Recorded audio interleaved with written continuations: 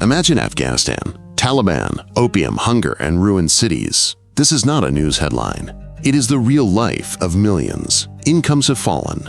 Jobs are scarce. Flour and oil prices rise. Power is intermittent. The UN estimates food aid is vital for tens of millions. Many will not survive winter without it.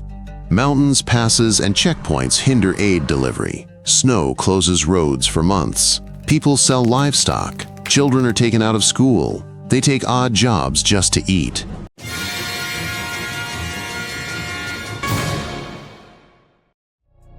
Afghanistan is a very mountainous country. This changes everything.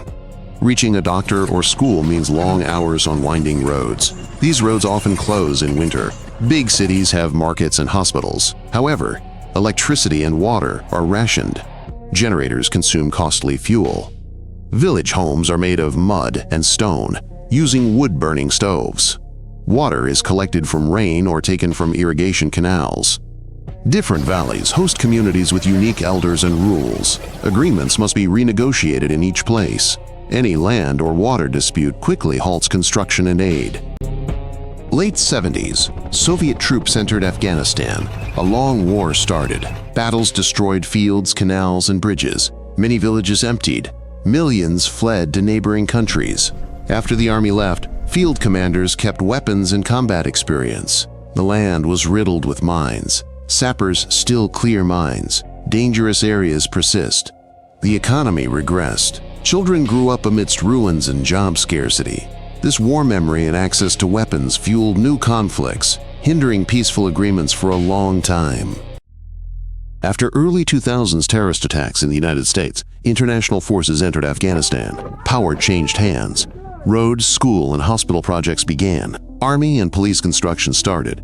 But insurgents continued attacks. Roadside bombings and provincial assaults occurred. Large amounts of money and equipment arrived. Yet, some construction was abandoned, and control weakened. When foreign troops left, much weaponry and military equipment remained. Stable state institutions never fully strengthened. This led to another abrupt turning point. In 2021, the Taliban movement seized control of Afghanistan's capital and most of the country. They replaced security forces with their own personnel. Some officials were dismissed. Laws were rewritten. Dress and behavior rules were strengthened in public places. Girls were barred from high school and universities. Many women could not work in government or aid projects. Frozen assets abroad and reduced foreign trade hurt the budget and currency exchange rate. Businesses became more cautious. Prices for basic goods rose.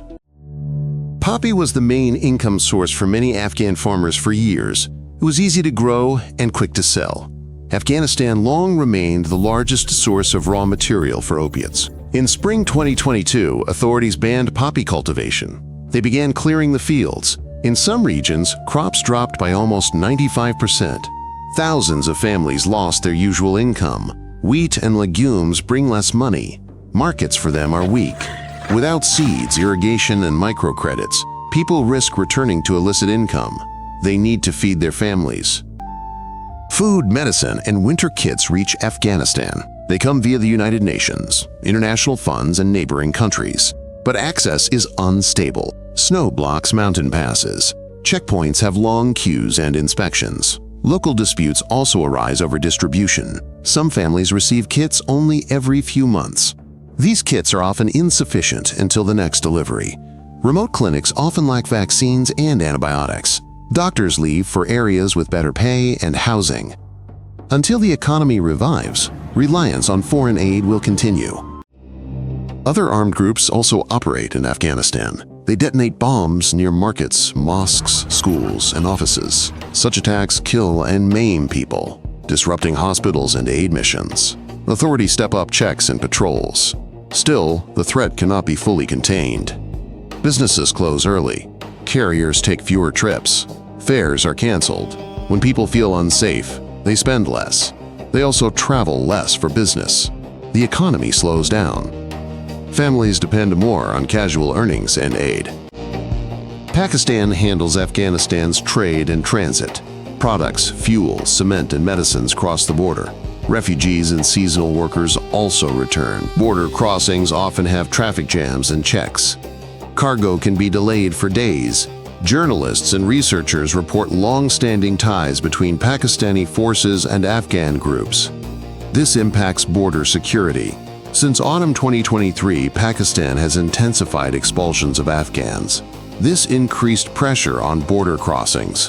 When the border is open, prices in Afghanistan are much lower. Afghanistan is home to many peoples. Communities have elders and informal rules. Authorities negotiate with them. Topics include order, construction, schools, and aid. Projects move faster where agreements are honored. Where grievances fester, everything halts.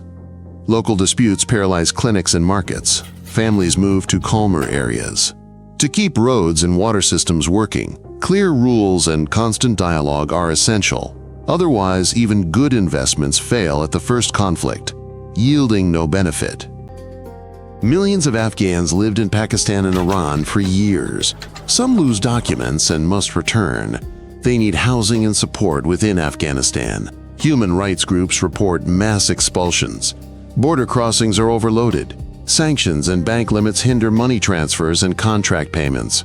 Aid organizations spend weeks on approvals. Small businesses face cash flow issues and audit risks. With international finance restricted, entrepreneurs halt new workshops and shops. Long droughts severely damage crops in Afghanistan. River valleys shrink. Old canals need repair. Few new ones are built. Farmers plant less due to irrigation uncertainty. They lose livestock from poor pastures. City water is rationed. Wells are drying up. Without reservoirs, careful irrigation, and canal restoration, every drought becomes a crisis. People must buy delivered water. This consumes family income. Without working irrigation projects, food prices will fluctuate. Hunger risks will increase. Afghan children often lack stable schools and safe playgrounds. Many children work. They sell street trinkets, shine shoes, or help in fields. Malnutrition causes illnesses. Doctors are far and expensive. School supplies and books are scarce. Families prioritize food and fuel purchases. When older girls, classes are closed. Younger ones lose motivation too. Simple steps like hot school meals, vaccinations, warm clothes, and basic kits quickly improve health and learning. This gives them a chance for a different future. Afghanistan's future relies on three things: security, economy, and access to education. Fewer attacks will revive roads and markets. If farmers get irrigation and fair wheat prices, they can more easily quit poppy. If girls and boys return to high school and universities, new doctors, teachers, and engineers will appear in a few years. Until then, food and medical aid remain critically important. Progress will be step by step, without promises of miracles, based on real actions. If you found this interesting, subscribe so you don't miss new episodes. We keep things short and to the point.